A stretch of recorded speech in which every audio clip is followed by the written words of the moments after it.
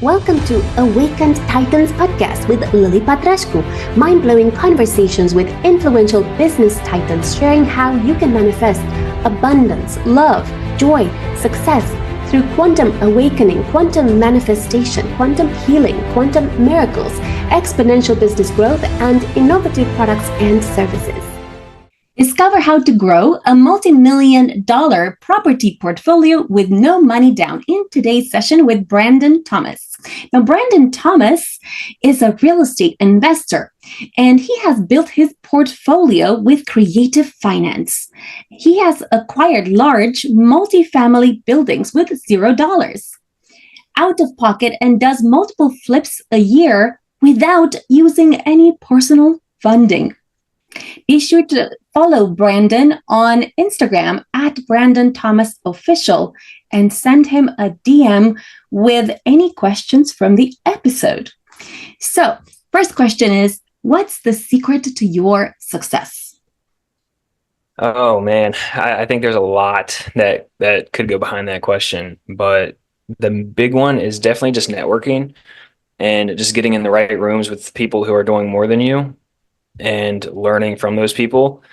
And that's exactly how I've built my portfolio, is learning from others who have done it very similar and just continuing that process over and over again. Thank you. And what can entrepreneurs do in order to grow a multi-million-dollar property portfolio with no money down? Like I said, once you network with the right people, you start to have these relationships of people who are doing much bigger things than you. And the best way to get into it, I would say creatively, that what I've done in the past is learn how to negotiate and structure these different types of acquisitions in different manners that you don't see in the everyday real estate world. Like some of the stuff that we're doing, like you don't really need an agent to be involved, even though we do have agents involved in some of them, but it's not necessary for every single one of them. So just to sum all that up, like it's really just whatever you think is possible, like it's probably possible. Okay. Now, for example, in the UK, one of the property strategies that I know is that, let's say you have no money. One thing you can do is you can look for someone who has money and they put the money down, and then perhaps you manage the property and then you take a percentage from that. And I have some friends who were doing that. And what they were doing is there was one person who was putting the money, another person was managing the project, another person was doing the planning, permission, and things like that. And I think there was a fourth person, I can't remember what they were putting in terms of resources. So what do you mean by buying a property with no money down? Tell us, give us a case study example of how it works. Yeah, absolutely. So whenever I say no money down, it's really like none of my personal money. I want to keep that in the bank. I want to keep that, in whatever asset that it's performing in. Whenever we acquire property with $0 out of our pocket, what we're doing is negotiating with the seller of this property, maybe seeing what their situation is. Maybe they don't necessarily need a large chunk of money up front. So maybe they, for instance, could just be the bank on this property, and they would owner finance it or seller finance it to us, to where we agree on a set price and maybe we pay them monthly payments directly to them to get the property. That's one way that we do it. We also, for that previous example, we'll have an interest rate on whatever they're holding for us as well. So, for example, let's say we're buying a house from them at $200,000. We're going to give them, 4 to 8% interest rate. We've negotiated way lower than that. We've gotten 2% interest rates before, which is unheard of in today's world. But it really just depends on what makes sense for us to be able to rent it out. So as long as our mortgage payment to them obviously is lower than what we're going to rent it out for, then we can try and structure this to be a good deal for everybody. Wow, that sounds almost like lease options. Is it kind of similar to lease It's options? very similar. Yes, very similar. What's the difference between lease options and this particular thing? So with the lease option, it's basically you're there's a lot of different ways you can do it, but the way that we've done lease options in the past is we want some sort of down payment up front. Say we're selling on a lease option. We want them to give us, we'll say $5,000, $10,000 upfront as like a down payment. Then we lease this property over them for, 10, 15, whatever years. And then once that lease ends, then there's an agreement in place that they can purchase it at a set price. Sometimes that set price includes their down payment and the monthly, payments that they've been making. Sometimes it doesn't. As a seller, it really doesn't. You don't really want those payments to go towards the actual acquisition price necessarily. But with the lease options, you're kind of agreeing on a price 15, 20 years, 10 years, whatever it is in advance. So you really got to do your research and putting that end of lease term contract price in there of what the future value is going to be. Because if you put it at today's value, they're going to be getting an awesome deal on their property when that lease ends. Thank you. And what is the benefit for the seller to sell to you at these very reduced rates? So that's a great question. I'll give you a real life example. We bought this apartment building from the seller, and it was actually listed on the MLS. It was listed on market. I don't know. Is that what you guys call it in the UK too? The MLS? I'm not Is it sure what called something MLS else? is. Okay, it's the multi-listing service here in America. It's basically like Realtor.com, Zillow, Redfin. It's like basically that. Mm-hmm. And so it was listed publicly, essentially. Mm-hmm. And there were multiple offers on this property. And the seller chose our offer out of all the others because of this exact strategy. We came in with an 80% commercial loan, as anybody would be, buying traditionally with a loan product with 20% down and all of that fun stuff. But the 20% down piece, we gave them three options to choose from. We told them there is this interest rate, this amortization amount, 10, 15 years, and this would be your monthly payment. And for us to make sense, but we want you to hold the down payment as a seller finance note in second position lien for this property. And the sellers chose our offer. So we got this property $0 out of our pocket. And at the closing table, the sellers told us that you're going to be putting our kids through college. And we were kind of like took back a little bit and like, well, what do you mean? Like we just gave you 80% basically in cash, down payment.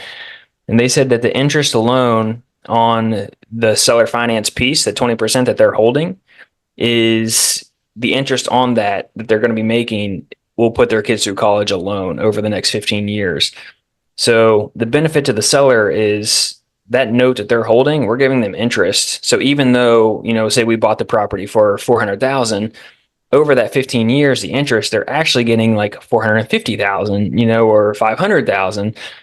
So they're actually making more money over the long run whenever they sell in these creative ways. Thank you so much. And how many deals like that have you done? And what's one of the most successful deals that you have done where both you and the seller were very happy? That was definitely the number one for the seller that actually expressed it to us. We're actually going through another one right now where it's very similar, except we're going to Airbnb the property. It's a cool little cabin. And we negotiated 2% interest on this deal as a second seller finance note. And we're bringing another type of loan product for 70% down, and they're holding 30%. But they're just happy to sell it, and it kind of spreads the capital gains tax as well out because they're not paying capital gains tax, at least here in America, on that additional 30% that they would have been getting at the original closing. Thank you. And what inspired you to start this creative finance route to buying property? Yeah, so back in 2012, I was still in college and I worked for an apartment building. And looking at their financials, I have my bachelor's and master's in accounting. I might not look like an accountant, but I've done it in the past. Um, but so after I was like looking at their books and seeing like what their monthly income and their cash flow that they're getting each month, I was like, man, I got to figure this out. There's ways to be building wealth out there compared to going the old 9 to 5 route. And so back then is whenever I really started building up and getting into this industry and just learning as much as I can. Let's see here, and then in 2000 and let's see, it would have been 2000 and probably 18 or 19.